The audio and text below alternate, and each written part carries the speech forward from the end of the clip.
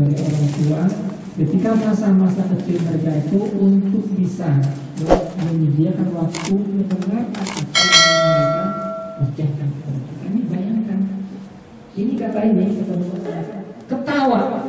Mungkin kalau kita akan bilang begini aja ditanyain. Coba yang ditanyakan kepada orang tuanya oleh Yusuf itu apa? Mimpinya. Bayangkan. Kalau kita dengan anak kita, ya, jadi gini, kalau sampai anak itu mau menanyakan sesuatu yang mungkin nggak logis, yang enggak ini, tapi dia mau tanya sama kita, artinya hubungan antara anak dengan ayah itu sangat erat.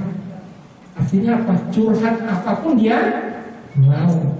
Mungkin nanti kalau dia punya pacar dia akan cerita, tadi saya tanya suka tuh sama cewek yang di sekolah.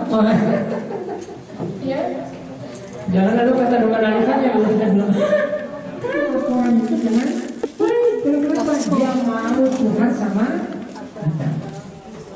Sikapnya sangat luar biasa. Kemudian kita lihat ini di kisah Musa, ya, kisah dengan ibunya, ya, fa'auhayna ila ummi Musa, ya, dan kami wahyukan, kami ilhamkan kepada ibu Musa. Dan ini menarik, ya. Jadi kisah ini seperti komplementer dalam kehidupan.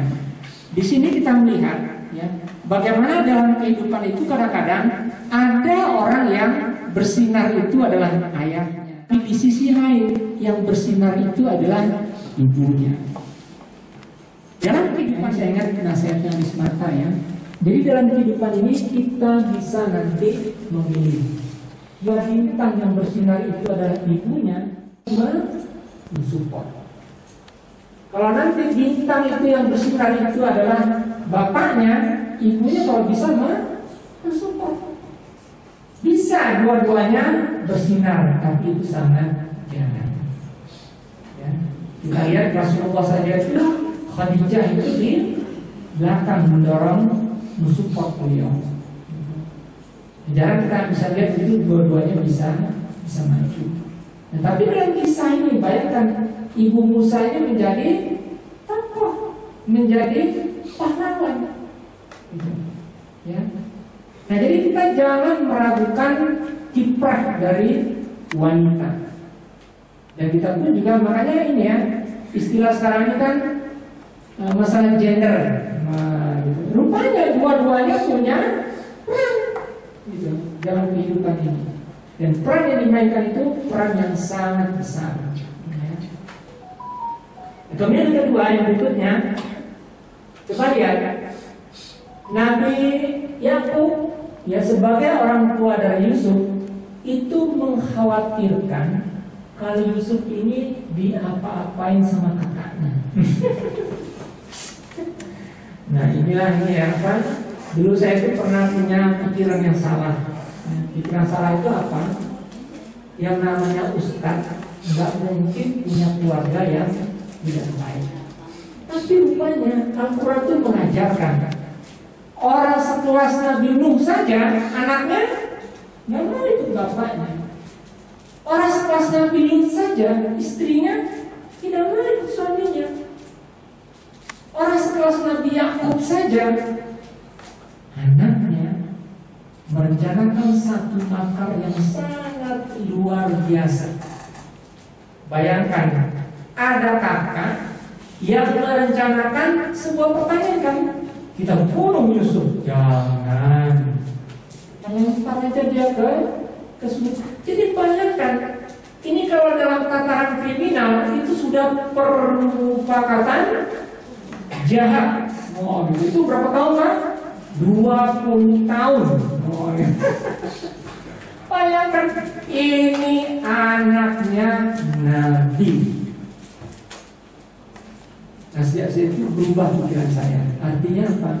Jadi orang tua itu tidak menjamin. Orang tua itu hanya bisa mengarahkan, mengajak, mengimbau. Tentang masalah anak itu apa? Itu tergantung hidayah dari Allah Subhanahu wa Ta'ala. Nah, cuma kita berusaha sebaiknya untuk mendidik mereka. Tapi bayangkan, Ini sampai bapak sendiri mengingatkan anaknya terhadap saudaranya yang lain. Gitu. Tetapi di sisi yang lain kita lihat Ibu Musa itu mengkhawatirkan tentara Firaun.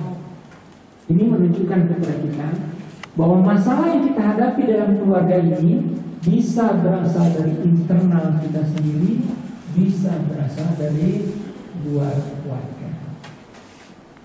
Ada istri cekcok sama istrinya, sama suaminya, suami cekcok sama istrinya, anak bisa cekcok sama orang tuanya.